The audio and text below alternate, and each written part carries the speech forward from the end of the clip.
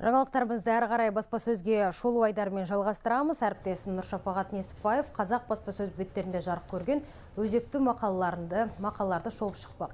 Шапағат, қайырлы таң, сіз эфирдесіз. Қайырлы таң, Жансая. Бүгін Төлеген Айбергенов, Дінмұхамед Қонаев және зейнетақы жүйесі туралы айтамыз.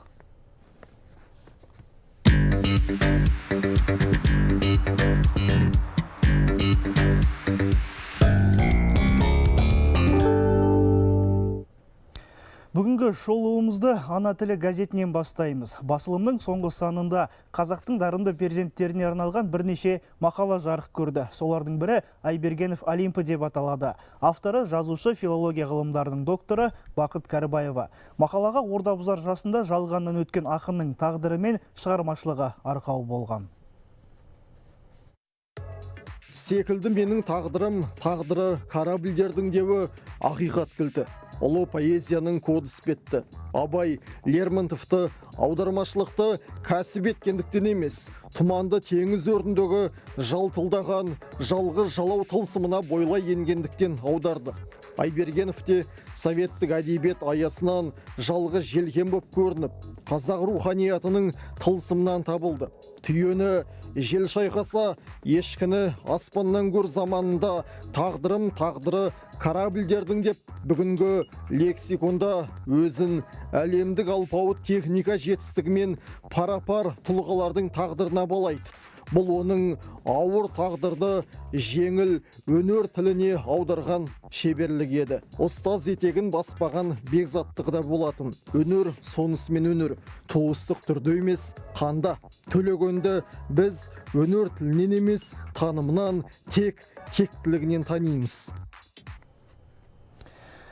Зейнетақының зейнетін көреміз бе? Айқын газетінде жарияланған көп мақаланың бірі осылай аталады. Естеріңізде болса, мемлекет басшысының қыркүйек айындағы жолдауында азаматтардың зейнетақы қорындағы қаражатының бір бөлігін зейнет жасына жетпей жұмсау мүмкіндігі айтылған. Бұл мәселе әлі күнге дейін қоғамда талқыланып, түрлі пікірталастарға себеп болды. Айқын газеті осы тақырыпқа мақала арнап, қазақстандықтардың қандай жағдайда бұл қаражатқа қол жеткізе алатынын есептеп көріпті.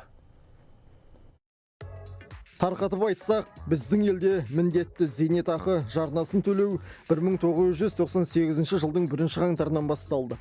Қарапайым математикаға салсақ, 21 жылда зейнетақы қорында жиналған қаржысы 10 миллионнан асуы үшін салымшының айлық табысы 400 мың шамасында.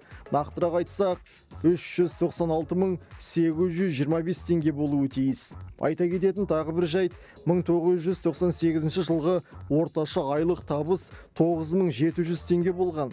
Қазірде ол көрсеткіш 400 мыңға жете қойған жоқ.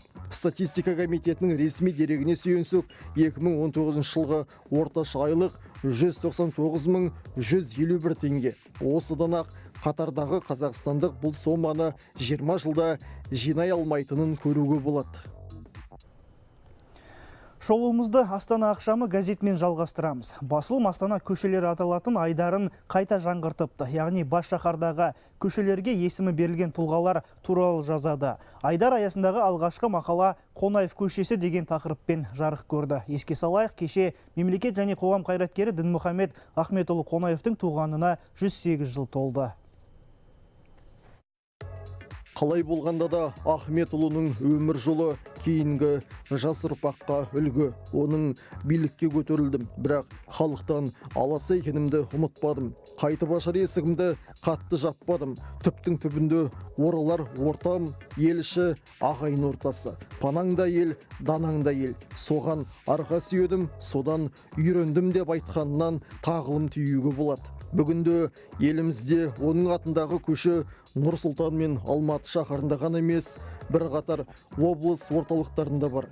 Түйіндей келгенде, тарихтың бір белесінен қарағанда, 20 ғасырдағы ұлт қайраткерлері арасынан шыққан Дінмұхамед Қонаевтың өз жолымен жеткен биігі мен мұндалап көрініп тұрады. Мақалада Дінмұхамед Қонаевтың өмір жолы мен ол ел басқарған тұстағы бірқатар көрсеткіштер баяндалады. Сондай-ақ оның есімі берілген көшеде қандай нысандардың орналасқаны да айтылады. Олардың арасында дәл қазір біз тұрған Қазмедиа орталығы да бар. Осы және біз бүгін шолып шыққан басқа да мақалаларды оқырман қауымға оқып шығуға кеңес береміз. Ал мендегі бар ақпарат әзірге осы. Жансая, сөз кезегі өзіңізде. Ақпаратыңызға рахмет. Баспасөзге шолу жасаған әріптесім Нұршапағат Несіпбаев.